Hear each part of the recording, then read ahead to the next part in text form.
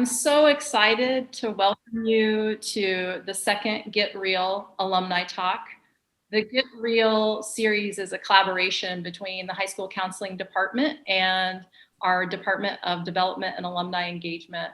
Welcome, everybody. Thanks for taking your time to join us today. And I know it's going to be really beneficial for you. So we call this series Get Real because we want to make sure that you have access to the sort of information that's really meaningful for you and the decisions that you're going to make about your life at university and the careers that you're going to choose. And who better to help you to do that than our ISKL alumni who are already studying or working in the country and at the universities that you're considering at the moment. So it's my absolute pleasure today to introduce you to Yuna Baek. Yuna is ISKL alumni class of 2015, so not all that long ago. She's studying at Yonsei University.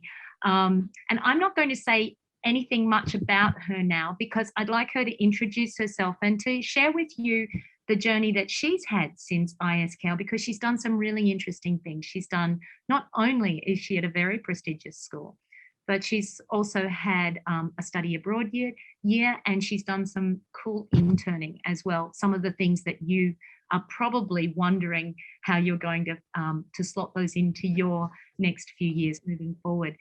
So, I'll let you take it away now. Thank you so much. Hi, thank you so much for the nice introduction. I was very honored to have gotten this offer to speak into one of these. It's always nice to come back to join the community of ISKL alumni, so I'm very honored to be here. I moved to Malaysia in 2008 after finishing my fifth grade in Korea, and I joined ISKL in seventh grade and came to Korea after graduating in 2015.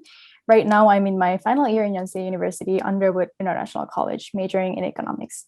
So I was in ISKL for 6 years, and those years played a very important role in shaping me to be who I am today. So I'm very happy to be here with you today as an alumni. And I'll just briefly share a little bit about myself, my experience of applying to college, how I got to college and the transition into life at college, and hopefully gain more insights about what you are interested in to know about me.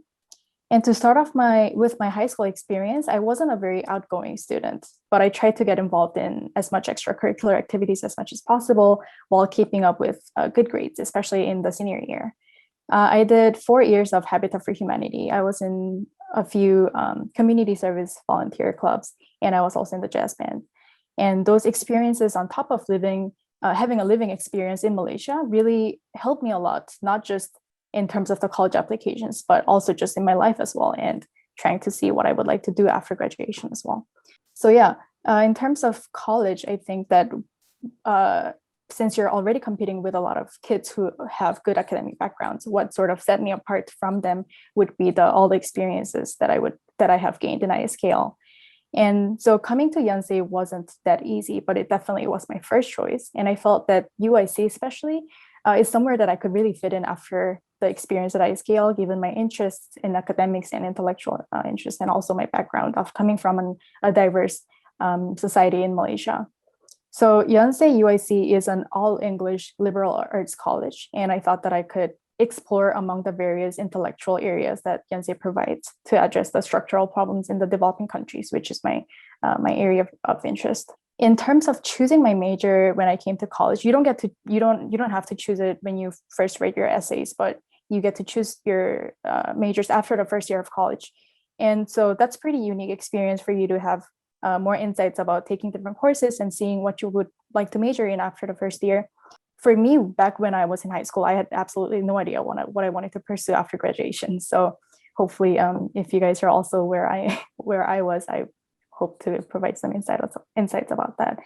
But when I was trying to shape my application and also coming to college, I tried to see what I had enjoyed doing back in high school, which really linked back to the community services that I was involved in at ISKL and the fact that I enjoyed economics class while doing IB.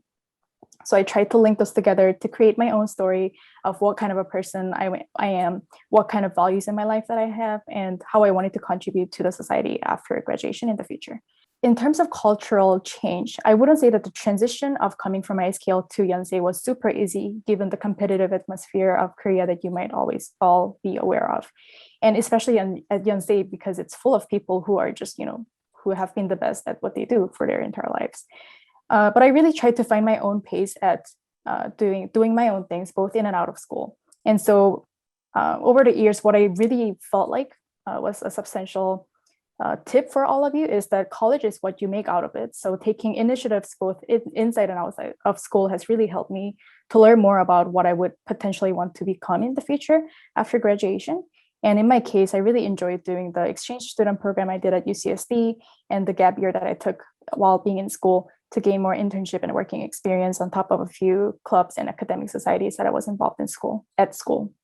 So yeah, I'm open to receiving any questions that you might have about my life, my application process back at high school, college life, or just living in Korea, or my internship experiences as well. Does anybody have any? Can I go first? Yeah, sure. So I kind of really liked how you did an internship at UN, and I think I haven't heard that a lot. And I'm a kind of a person who is really keen in like UN stuff. So like, what was the process and how was your experience? So please, can you describe that? So prior to having an experience in the UN, I had a working experience in another international organization called the Global Green Growth Institute, where they dealt with they're dedicated to providing green economic growth in developing countries. And I really got that experience. I think that experience really helped me to be more interested in the United Nations after that as well.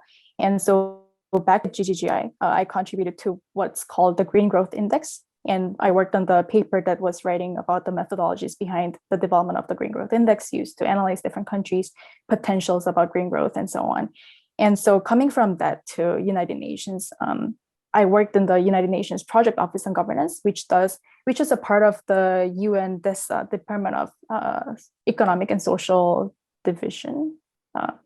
And the UNPOG office was specifically there to provide strengthening the public governance in member states, especially in Asia and Africa. So what I did mainly was to develop something called Government Training Toolkit, which is used to disseminate to the government members in different kinds of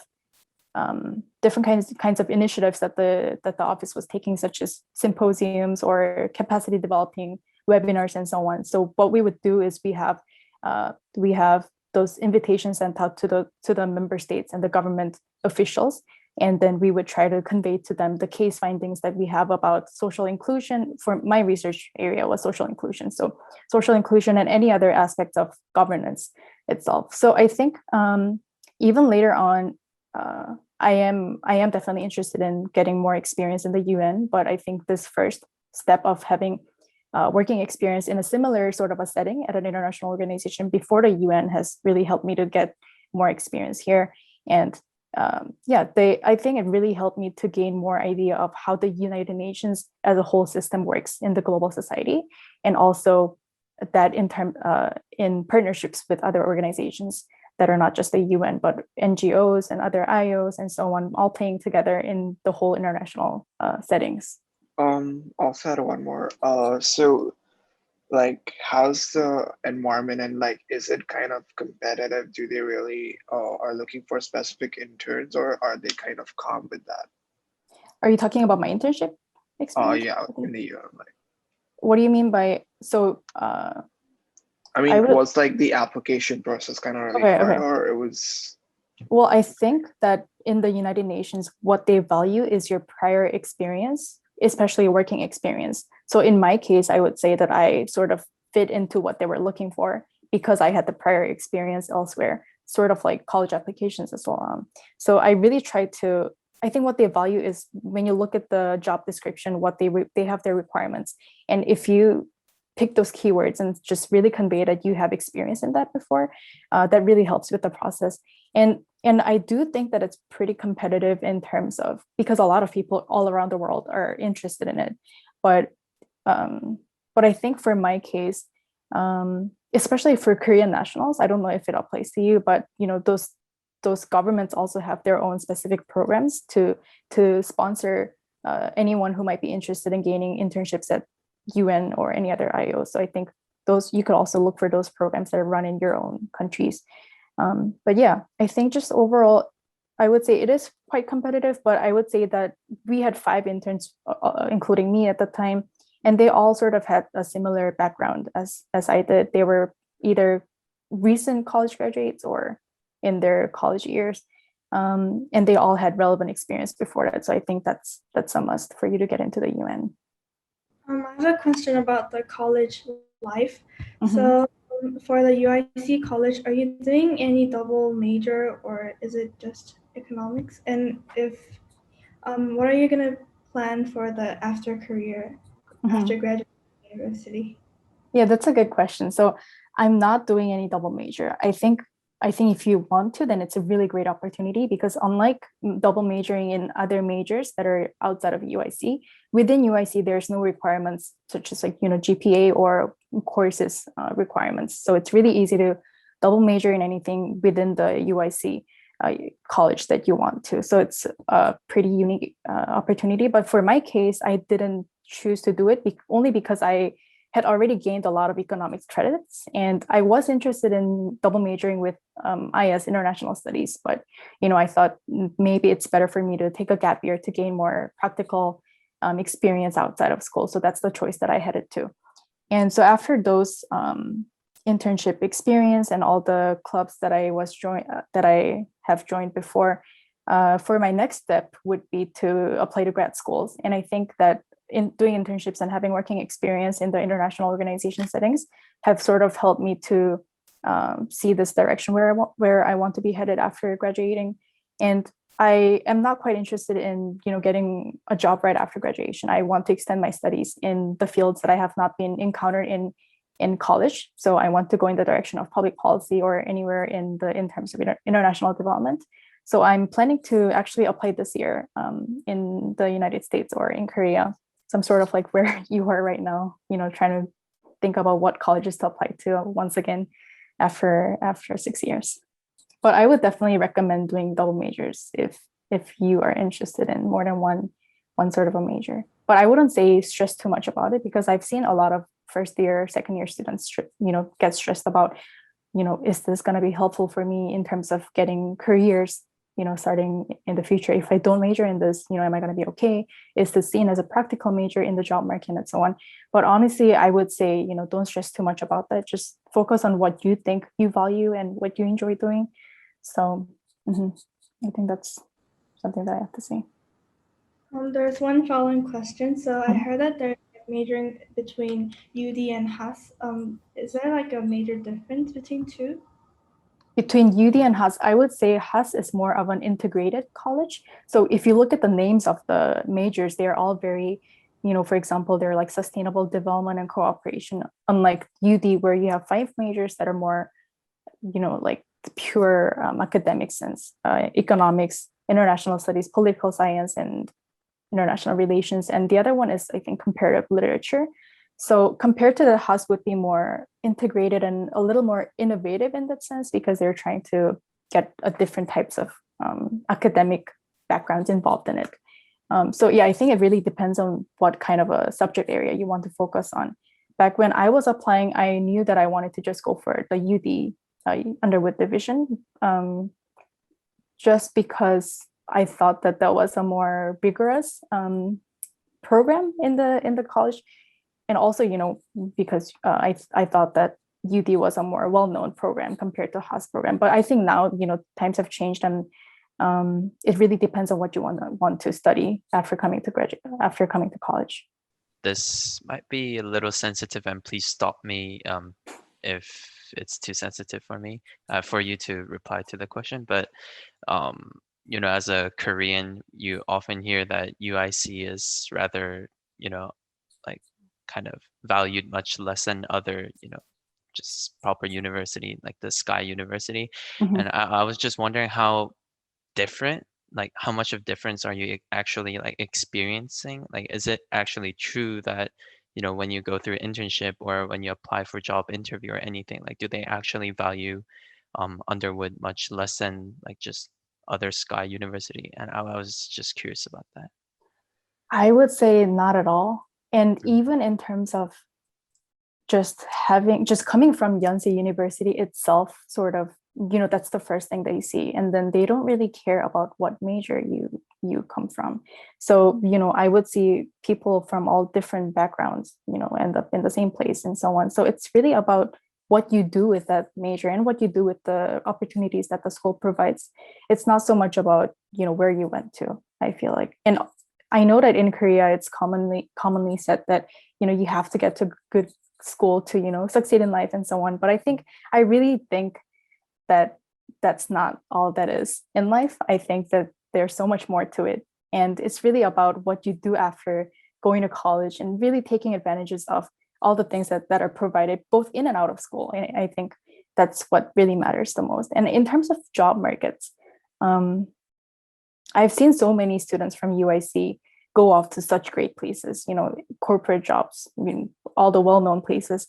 So it's really about what you do in it and what kind of a person you are. It's not so much about whether you are in UIC or other just regular majors in Yonsei.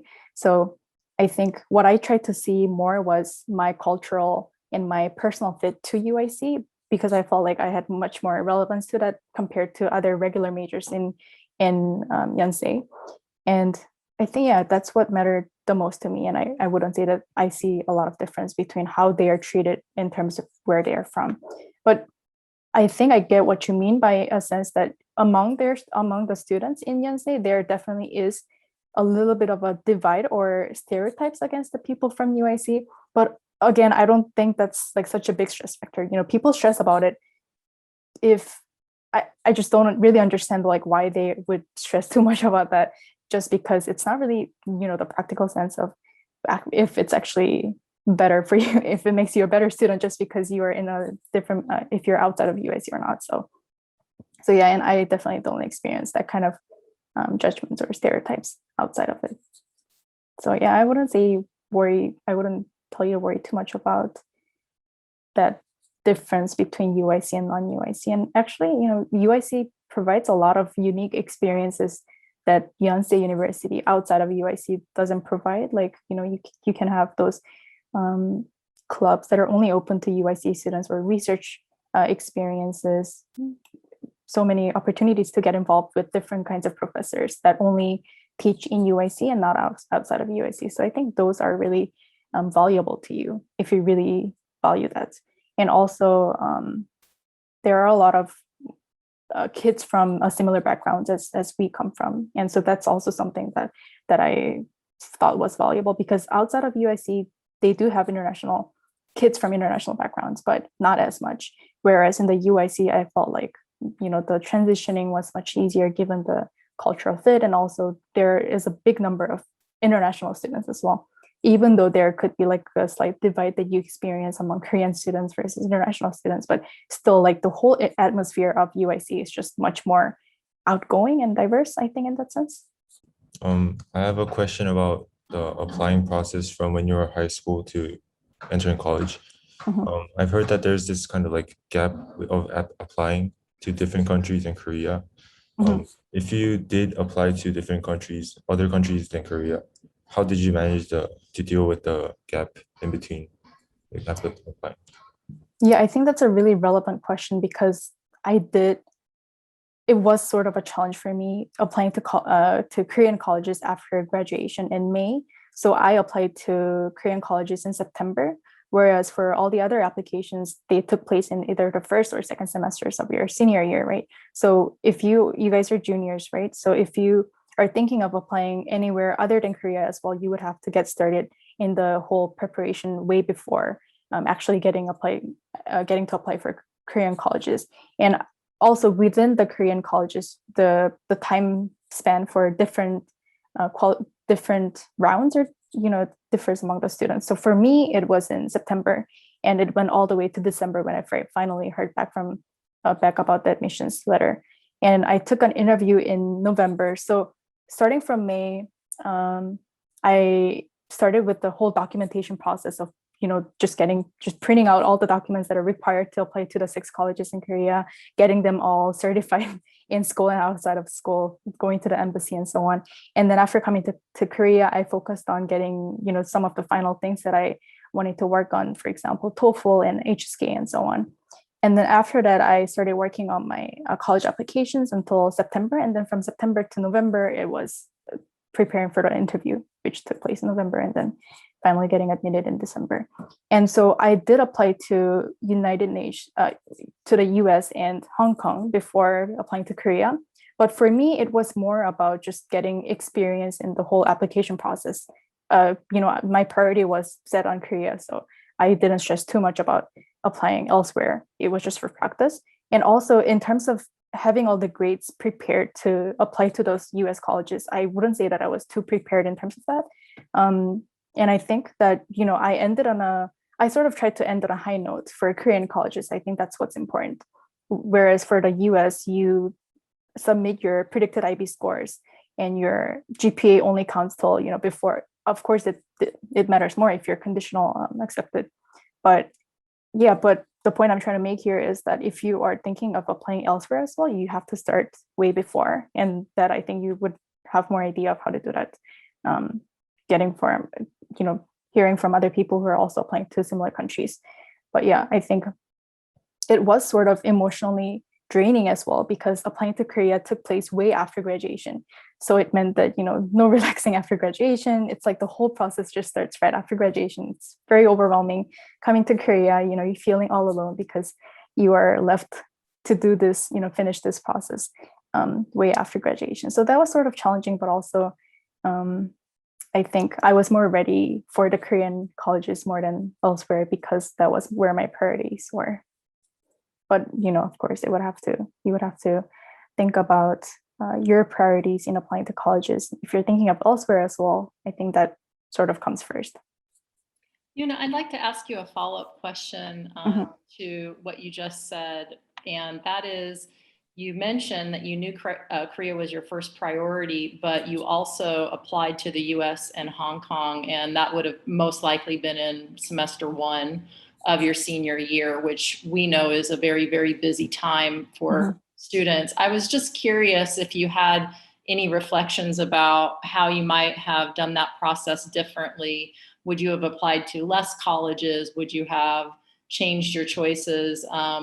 I love the idea that you said that it helped you practice, because I think that is, filling out forms and making sure that you communicate appropriately with teachers and your counselor and all that. I think that that's good. But I wondered about that, and if you had to do it over, if you would do anything differently. Well, I think if I were to do anything differently, it would be more about researching the different schools that I would potentially be interested in outside of Korea as well. I think back when I was in junior year, I didn't really have an idea of what I wanted to pursue after graduating high school. So I think maybe that sort of pushed the whole researching schools and looking back about my life and what I would want to convey in my application stories a little to the later phase of high school, because the Korean applications took place much later. But I think that I don't think that I did too bad on the US and Hong Kong applications, because I did get admitted to a couple. But if I were to go back, I think I would apply to somewhere that I really felt like was my school. I didn't quite have the connection to the schools that I applied to in US and Hong Kong. So I think that's one of the things that I could potentially work on if I were to go back. And I think the whole process of really just diving into what I want to do after graduation is something that's really crucial for just applying to anywhere. And I think that applying to the States and Hong Kong did give me a prior practice in trying to, the whole process of writing applications. Your essay really helps you to dive into what kind of a student I am and what kind of a future path I sort of draw out for myself. So I think that process, it's really important, and nobody else can do that for you. You really have to do it, yourself. And you're the only person who knows your potential and what you have inside of you. Even if it's coming from like the smallest experiences in high school, anything is valuable because, it's you and there's only one of you. So I think really just try to think about how you can convey your own story of what you have experienced in high school and what kind of a path you want to take upon graduation. So I think that's something that I would tell myself back when I was in junior year, to look more about what I am, or who I am, what I want to do in the future, and so on. And also really research about the different schools, because I think one thing that I really felt after coming to Yonsei is that even within the 6 Korean universities, I feel like Yonsei is the only one college that I really felt the connection to and the desire to apply to. And I think that really came from doing a lot of research about the whole school curriculum, the programs that they provide, and thinking about what kind of a school environment that it has. And I think that really helped me to set my motivation a little clearer in what direction or what school I wanted to go ahead to. So yeah, I think do a lot of research about the different schools, because that's the only way you would ever find out if that school is the one for you. And I think that really matters in your application process as well, to convey your honesty and your actual desires into getting into that school, instead of just simply writing your applications just because you have to apply to a college. And I think it is really challenging, as students, to just sort of look at the different college websites and think about, am I going to do this well, or I don't even know what I'm interested in, I don't know what I'm good at, and so on. But I think that's why the whole application process is really helpful for you, just overall in your life as well. I think the college application process as a whole is sort of like a practice for you much later in life as well. You might really hate it when you first started, and you might feel like it's so hard to think about what you want to do in life. But I think all of those practice that you get eventually helps you out later after coming to college as well, when you're applying for jobs or trying to gain different experiences and so on. So I think really be truthful to yourself in the whole process. Hi, Yuna. I'm one of the counselors I work with Ms. Cook. What's a couple of your favorite classes you've taken over the last few years? My favorite classes in college? I'm taking this one class called Current Issues in Developing Economics. And this is something that I really enjoyed among all the economics major courses that I took, simply because it sort of integrates my personal interest of international development and the economic side of it. And this is a class where I get to sort of analyze the actual problems that are going on in the developing countries, and learning the different practical methodologies behind the experiments that are going on in developing countries. And I think apart from economics, I wouldn't, if I'm speaking honestly, I don't think that I have enjoyed economics class as much as the other elective courses, just because, they're more fun. And I think one of the courses that I also enjoyed a lot was in my exchange student program at UCSD. And they have a lot of different programs that are not provided in Yonsei.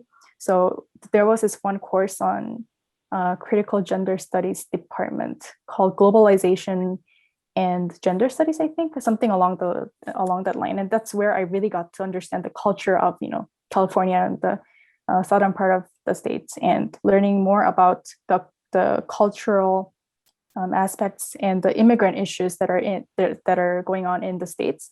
And then after that, I came back to Korea and I listened to this course on cultural anthropology, where I really got to, sort of see the two different cultures in the states, where I first gained more insights about that kind of issues in the states, and then coming to Korea and then learning more about the Korean aspects of the same issues. I think that was one of the most meaningful sort of classes that I've taken in Yonsei.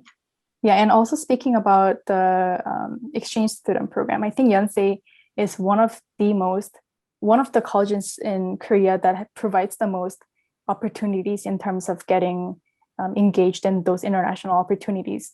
So it has, I think, one of the most numbers of partnerships with the foreign colleges. So there's a lot of different opportunities for you to get out there into experiencing living elsewhere, or even if it's not the exchange student program, you could also do summer visitations to other schools, I think, and a lot of different activities like that are available for you. And also Yonsei is really keen on getting more international students to Korea as well. So I think you just walk around the campus, and I think I'm seeing a lot more international students than I did when I first joined Yonsei as well.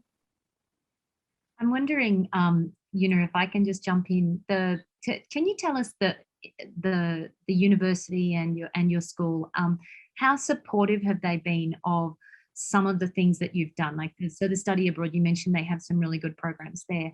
But also with the work and the internships, you know, you said you took a gap year. Like, is that something that's quite common and that the school supports? You know, is it seen as a valuable step for you to take as part of your journey at university? I think speaking about the gap year, I think that was really crucial for me to have gained more insights about what direction I want to be headed towards after graduation. So I think that's really important. And unlike elsewhere, I think in Korea, it's much more common to see students taking gap years or even just one or a couple semesters off of school to gain practical experience. Or a lot of students also choose to study for certain certificates to prepare for the job market later on and so on. So I think just for whatever reasons, I would highly recommend, anyone to take all that opportunities that you have while you're in school. One of them could be taking a gap year. Other stuff could be just taking advantage of the different career. There's a thing called Career Development Center in Yonsei, and that it's a whole website where they provide you with like the possible opportunities that you might apply to. And they also provide I think they also provide like training courses on how to write a CV or resumes and so on. And they also have a big counseling opportunity for students who have no idea, especially in their first 2 years, I think. So I think Yonsei just is really keen on helping out students try to see what they're interested in. And also Yonsei has this thing called the residential college system in their first year where they're all required to come live in Songdo. So I think that's also just for the experience of it, it was also really fun. But also the school works really hard to provide different kinds of opportunities for students to just get involved in, not just in terms of, getting an idea of what you might want to pursue in after graduation, but also in terms of getting culturally fitting into the college after high school, or getting engaged in a lot of different aspects of school in that sense. Thank you so much, Yuna. I am conscientious of the time because these guys have a class in about 1 minute. Thank you so much for your thoughtful responses. I feel like that much of what you said could apply to almost all students in regards to the research and experiences and doing what's right for you. So we really appreciate your time. And I don't know if there's anything else you wanted to add, Lynette? So thank you so much. And thank you everybody for joining us today. It's been truly very interesting. Thank you so much for all the students who have joined me as well. And